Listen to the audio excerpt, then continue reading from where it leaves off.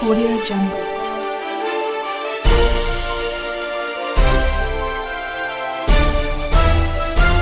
Audio Jungle.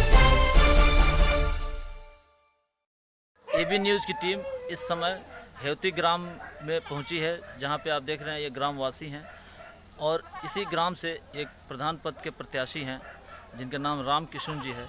अभी हम लोग इनसे जानेंगे कि यह किन उद्देश्यों के तहत इस चुनाव में भागीदारी कर रहे हैं। जी बताइए, क्या नाम है आपका? मेरा नाम राम किशुन है।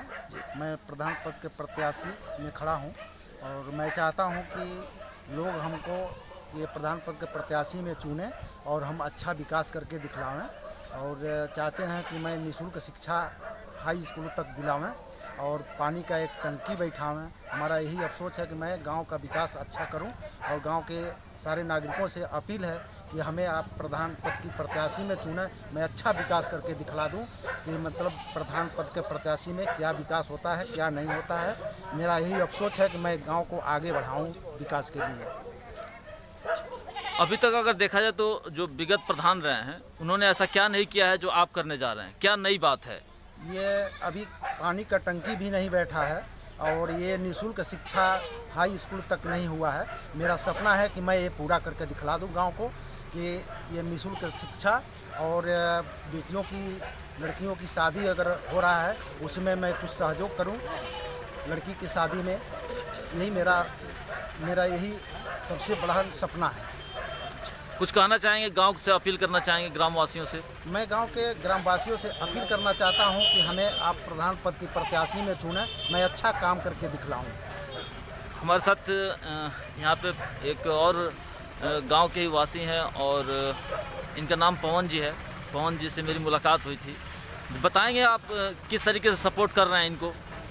जी ज़रूर बताएंगे। हम इनको हर तरह से सपोर्ट कर रहे हैं। मैं एक गांव का नागरिक होने के नाते मैं इनको सपोर्ट भी कर रहा हूं, मैं इन्हें लड़ा भी रहा हूं। हम लोगों के पास विभिन्न सारी मुद्दाएं हैं जिस पे हम काफ़ी चर्चा होकर के लड़ेंगे और इसमें हम गांव को विकास की तरफ ले जाएंगे।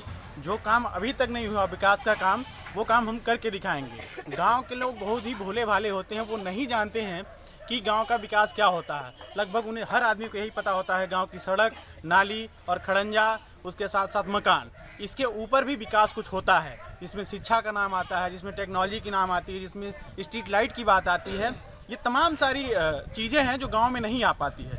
गांव के लिए बहुत सारी सुविधाएं मिलती हैं, ग्रामीण वासी नहीं जानते हैं। जैसे कि आपको मैं बता दूं कि प्रत्येक गांव के वासियों के लिए 3-3 लाख का बीमा होता है। सरकार ने श्रम विभाग से 3-3 लाख का एक बीमा कराती है, जिसमें प्रत्येक गांव के किसान, मजदूर और गरीब जनता के लिए वो बीमा होता है। जब भी कोई आकस्मिक घटना होती है तो उन्हें बीमा के नाम पे वो धन उन्हें मिल जाता है।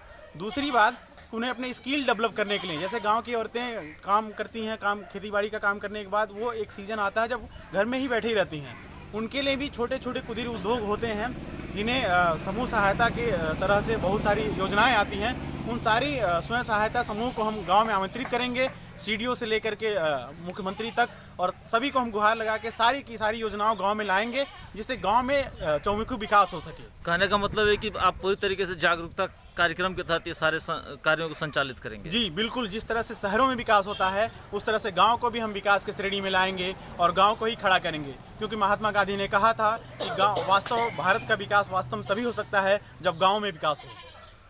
कुछ कहना चाहेंगे अंतिम तौर पे? मैं अंतिम तौर पे यही कहना चाहूँगा कि ग्रामीण वासियों, आप अपने वोट के अधिकार को समझिए और वोट को ऐसे व्यक्ति को सपोर्ट करिए जो आपके लिए वास्तव में विकास कर सके, जो आपके लिए वास्तव में आपके लिए काम कर सके। ऐसे व्यक्ति को चुनिए, क्योंकि आपका वोट जो होता है बहुत ही महत्वपूर्ण होता है। अगर आप वोट अच्छे आदमी को नहीं करेंगे तो निश्चित ही आप 5 साल के लिए पीछे चले जाएंगे। इसलिए अपने वोट को सोच समझ के वोट कीजिए। पवन जी की बातों को सुनकर के ऐसा लगा कि वास्तव में अगर देश को मजबूत बनाना है तो यहाँ के लोकतांत्रिक व्यवस्था को मजबूत बनानी होगी, जो कि स्थानीय स्तर से शुरू होता है। धन्यवाद।